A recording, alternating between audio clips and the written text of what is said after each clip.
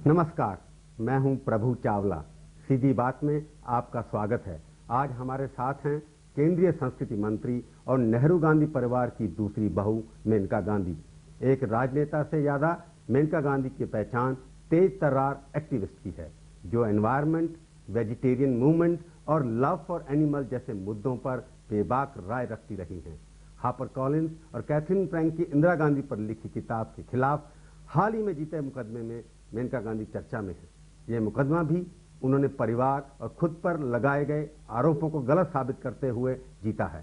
आइए करते हैं सीधी बात मेनका गांधी के साथ। मेनका जी, ये बताइए, आप मेनका यादव या मेनका गांधी हैं? मैं दोनों हूँ। अगर मेनका नहीं होती तो मेनका गांधी भी नहीं होती। तो मेनका की वजह से आप मेनका गांधी बनी? बिल्कुल। तो फिर संजय गांधी जी को मेनका पसंद आई? जी हाँ। पर अब आप क्या लगता है कि गांधी की रेस में आप खाली मेनका रह गई या मेनका गांधी भी की तरह जाने जाती हैं? इट डिपेंड्स कि आप रेस को क्या मानते हो। असल बात अगर आप मुझे पूछे तो मैं सोचती हूँ कि अगर मेरी सास आज यहाँ होती तो मुझे बहुत पसंद करती, क्योंकि मैं वही चीज़ निकली जो वो चाहती थी। वो चाहती थी कि उनके परिवार के लोग निडर हों, जो चीज़ में वो बिलीव करते हैं उनके लिए आवाज़ उठाएं, वो देश के लिए काम करें और सबसे ज़्यादा अपने पैर पर खड़े हों। तो आप इन चारों चीज़ों का तो आप कह ही सकते हैं कि मैंने किया।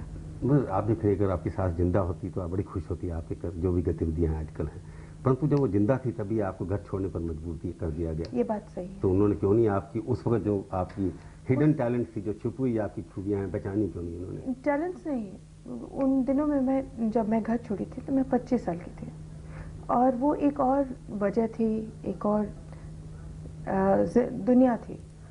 अगर असल बात यह है, ना उनकी गलती थी ना मेरी गलती थी। आपके साथ घर उस दिन छोड़ी, मेरे को याद है आप लखनऊ पब्लिक मीटिंग एड्रेस करने वाली थी। आपने नहीं, लखनऊ पब्लिक मीटिंग पहले हो चुका था जिस पर मैं निमंत्रित थी। ये कोई पॉलिटिकल पार्टी नहीं थी, निमंत्रित थी। संजय जी के ऊपर एक सेमिनार था तो मैं उसके लिए गई थी। लेकिन जो मैंने घर छोड़ा था, मैंने घर छोड़ा नहीं था, मुझे घर से निकाला गया था, लेकिन ना उनकी गलती थी ना मेरी।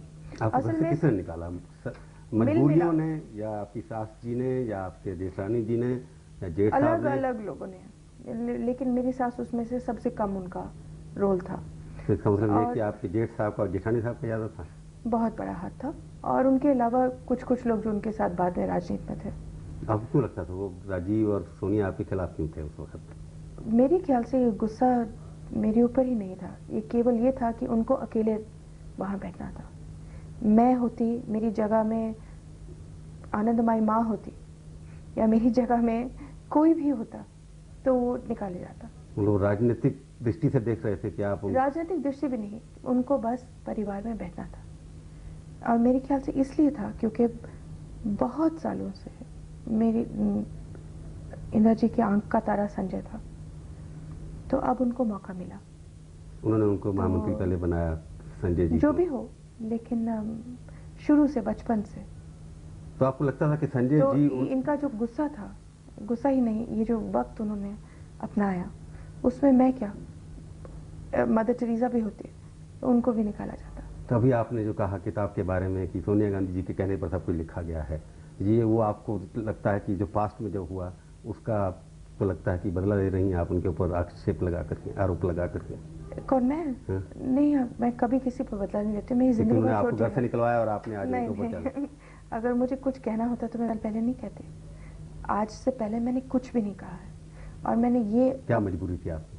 कोई मजबूरी नहीं, मैं इस किस्म की हूँ नहीं, मेरे पास बहुत और काम है करने के। लेकिन मैंने इस दफ़ा इसलिए बोला क्योंकि कैथरीन फ्रैंक ने खुद बोला था।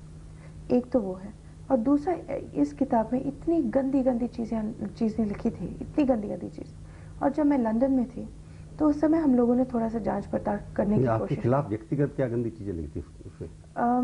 मैंने लोगों को मर्डर करवाया। मैं 25 साल की उम्र तब, या अब? नहीं, 18 साल की उम्र पर। तभी से आप इतनी कातिल रही हैं? तब से। लगता है कुछ ऐसा ही। हाँ, तो एक ये है कि आपने कत्ल कराया। नहीं तो सुनिए जी, और बहुत सारी और चीज़ें, मैंने अपने बेटे को पाला नहीं, उनको पालना पड़ा। अन्य चीज़ें कि वहाँ मेरी कभी अपनी सास से बनी नहीं, ये बिल्कुल झूठ है, क्योंकि मतलब जो घर के अंदर लोग हैं उनको मालूम है कि क्या हमारा रिश्ता था, और मैंने कभी इन चीज़ों पर बोला नहीं है। लेकिन मुझे ख़त्म करने दें।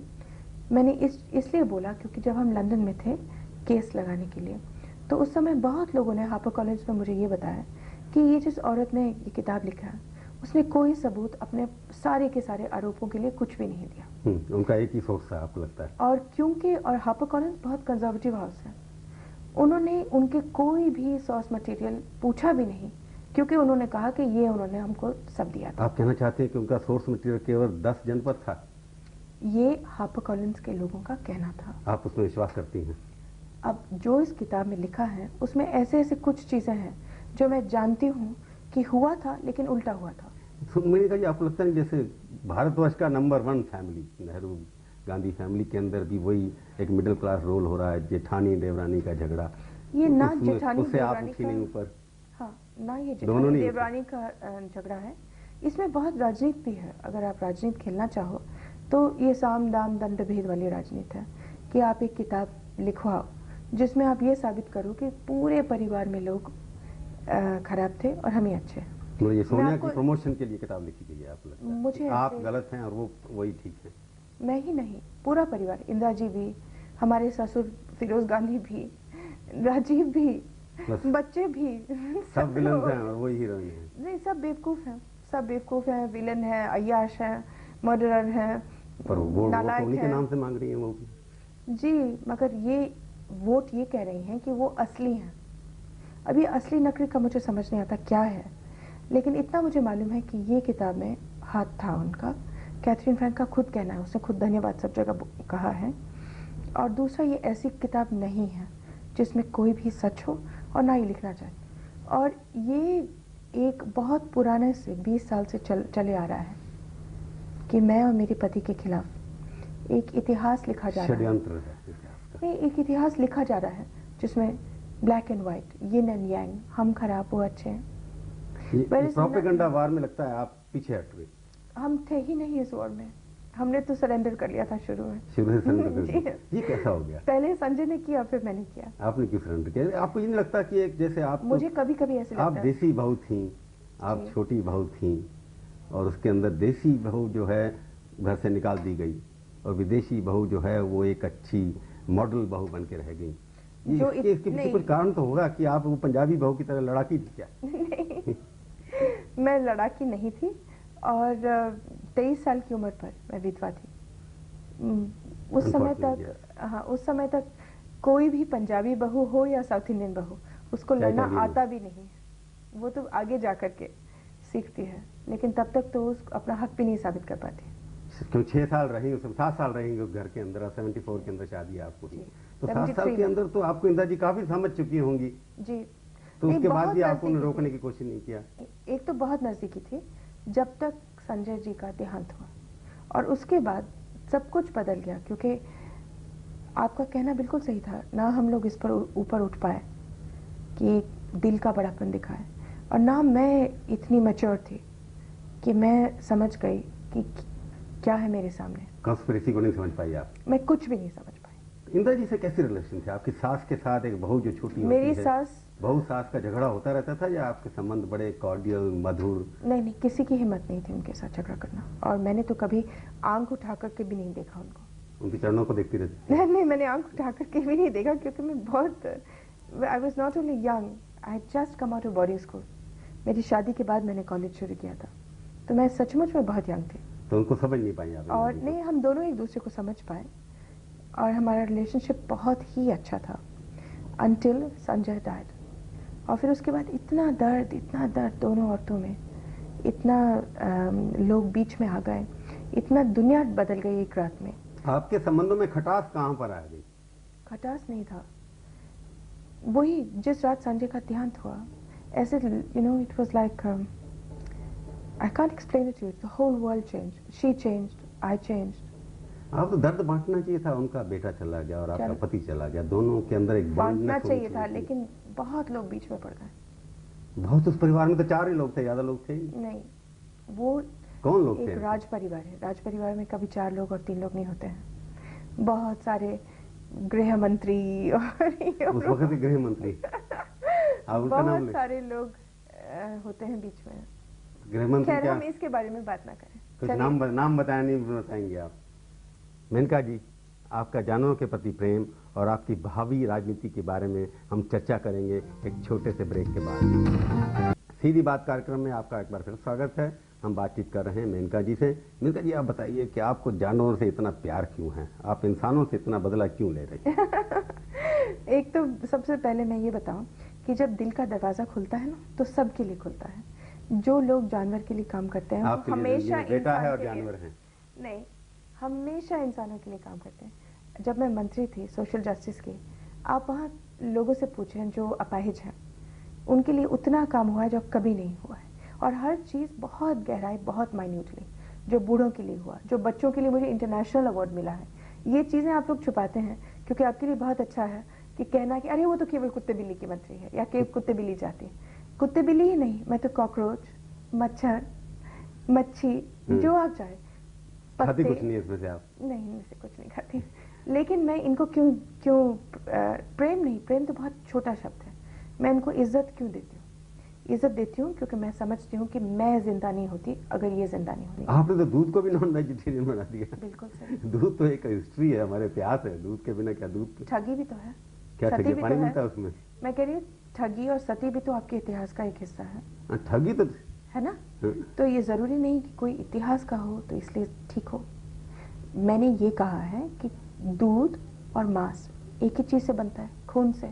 तो ये कहना कि एक नॉन वेज है और एक वेज है, तो फिर आप जो मर्जी, आपको दूध पीना है तो बस वेज बन फिर गया। तो आपको मांस नहीं खाना माँ है का तो दूध वेज। भी तो आप कहेंगे फिर नॉन वेजिटेरियन बिल्कुल हिसाब नहीं, से। आपकी माँ है ना, हाँ? आपकी माँ है। वो जानवर गाय- जानवर अपने जानवर का दूध पिए तो ठीक है, तो ठीक है, इंसान इंसान का पिए तो ठीक है। मतलब वैसे नॉन मगर वेजिटेरियन। इसमें असल में इसमें कोई इमोशनल बात नहीं है। ये इन सब बहुत चीजों से बहुत आप कहना क्या scientific- चाहती हैं? एक कि आप कुत्तों को मत करिए, आप- आप बिल्ली, आपने नॉर्थ कोरियन एम्बेसडर को लिख दिया कि आप कुत्ते बिल्ली खाती हैं। मैं कह रही हूँ कि जिस देश में आप रह रहे हैं, हर एक इंसान की तरक्की, हर एक की जिंदगी जानवर पर निर्भर है। अगर हम गाय को निकाल दें तो आपकी हर कीमत 3 गुना ज्यादा हो जाएगी। आपकी कैंसर 3 गुना ज्यादा हो जाएगा क्योंकि आपको पेस्टिसाइड मंगवाने पड़ेंगे। आपकी हर कीमत, आपका डेट, फॉरेन डेट दुगना हो जाएगा क्योंकि आपको तेल और मंगवाना पड़ेगा। आप कुत्तों को निकाल दें तो आपके सारे के सारे चूहे सड़क के ऊपर आकर के आपको प्लेग देंगे, जैसे सूरत में है। आप, मैं कहती हूँ कॉकरोच का भी आप ले लें तो आपका पूरा का पूरा नाली को कौन साफ रखता है? कॉकरोच ही ये लिखता आपका है। एक्टिविज्म आपको पॉलिटिकली कोई फायदा दे रहा है कि नहीं? मुझे नहीं मालूम पॉलिटिक्स को क्या बोलते हैं, मुझे इतना मालूम है। आप पॉलिटिक्स में हैं, सत्ता में हैं, नहीं, चुनाव लड़ती हैं, इतना मुझे मंत्री मालूम बनती हैं, है। 4 बार बनी हैं आप मंत्री। हाँ, मगर मैं क्यों बनी हूँ? इसलिए नहीं कि मैं कुछ बहुत बड़ा बनना चाहती हूँ या बहुत बड़ा घर या आपका कुछ कोई ऐसे। सपना नहीं है? मेरा कोई लालच नहीं है। मैं बनना चाहती हूँ इन्हीं चीज़ों के लिए। भगवान ने मुझे एक नाम दिया है, एक ताकत दी है, क्यों नहीं उसको इस्तेमाल किया जाए और ऐसी चीज़ें करने के लिए। अगर मैं नहीं आती जानवरों के लिए तो कौन आता? अगर मैं इन्वायरमेंट के लिए आवाज़ नहीं उठाती तो कौन आपके लिए आवाज़ उठाता? तो कोई तो वजह होगी कि मेरी शादी संजय से हुई थी। एक बात बताइए, आपका तो जानवरों का मंत्रालय एक है, दूसरा आपके पास संस्कृति मंत्रालय जी। भी है। अभी आप लगता है कि आपने सोनिया गांधी और उनके जो लोग हैं उनके खिलाफ एक जंग छेड़ दिया है कि जहाँ जहाँ वो बैठे हैं संस्थाओं के अंदर पिछले कई सालों से, वहाँ से उनको उठाने की मुहिम छेड़ रखी है। उसके पीछे क्या कारण क्या है? नहीं, मैंने कोई जंग नहीं छेड़ा किसी के खिलाफ। मैंने जंग छेड़ा है कि जो जो पैसों का दुरुपयोग हुआ है और जो जो देश के पैसे बर्बाद हुए हैं, जिन लोगों ने बर्बाद किया है, उनको वहाँ से हटना चाहिए। देखिए, मैं एक औरत हूँ, जैसे औरत अपना घर चलाती है, एक एक पैसे को गिनती है, वैसे मैंने हमेशा सोचा है कि ये देश मेरा है और मेरा घर है। मुझे बहुत चिढ़ आता है कि एक पैसा इधर से उधर। अगर आप एक Indira Gandhi national art centre बना दो और उसमें 1.5 करोड़ रुपए खर्चा करो और उसमें केवल लाइब्रेरी ही बनेगी 150 करोड़ 150 करोड़ में, तो मुझे बहुत चिढ़ आती है क्योंकि वो 150 करोड़ मेरे सामने, मैं बाय इंस्टिंक्ट वेलफेयरिस्ट हूँ, तो मैं गिनती हूँ कितने बच्चों को ये जा सकता था, कितने अस्पताल बन सकते थे। एंड इट्स जस्ट, पर आपको लगता है कि सोनिया जी ने इनके ऊपर जो कब्जा किया था, इनके लोगों ने जब अपॉइंट किया था, कांग्रेस जी में आप भी रहे, तो आपको लगता है कि ये लोग डिजर्व करते थे, वहाँ रहना चाहिए था इन लोगों को? नहीं, इनमें से कोई नहीं डिजर्व करता था, इसलिए क्योंकि ये सारे जो सेंटर हैं जिन पर ये बैठ गए थे, इनमें सब पीपल ऑफ ग्रेट लर्निंग होने चाहिए थे। हमारे पास इस देश में कितने विद्वान हैं, दिल के विद्वान, दिमाग के विद्वान, इसका पढ़ाई के विद्वान। मैंने कहा जी, नेहरू परिवार के जो लोग थे उन्हीं को तो रखा गया, तो सब लोग अब इन्होंने ही बनवाया तो अपने आप बैठकर। अब मैंने कितने सारे संस्थाएं बनाए हैं, मैं कभी अपने आप उन पर बैठी नहीं हूँ। जो सबसे अच्छा बैठा है, लायक हो, वही अगर चल जाए, अगर संस्था चल जाए। आप पता क्या कह रही हैं कि आप ये मानती है सोनिया गांधी इंटेलेक्चुअल नहीं है, आर्ट्स के काबिल नहीं है?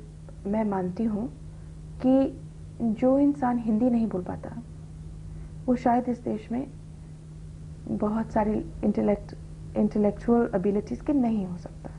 देश की ऑपोजिशन की लीडर बनी हुई है। अब पार्टी ने तो बना दिया, तो जब पार्टी ने बना दिया तो वही जाने पे। तो उनको लगता नहीं कि आप इस दौड़ में, एक तो आप पारिवारिक दौड़ में उनसे हार गई और राजनीतिक दौड़ में भी लगता नहीं आप सोनिया गांधी से हार गई? क्यों? 4 दफा मैं मंत्री रही हूँ। हाँ, वो तो लीडर ऑफ ऑपोजिशन है, प्राइम मिनिस्टर कैंडिडेट, आप तो नहीं है। नहीं, सबका अपना अपना लक्ष्य है।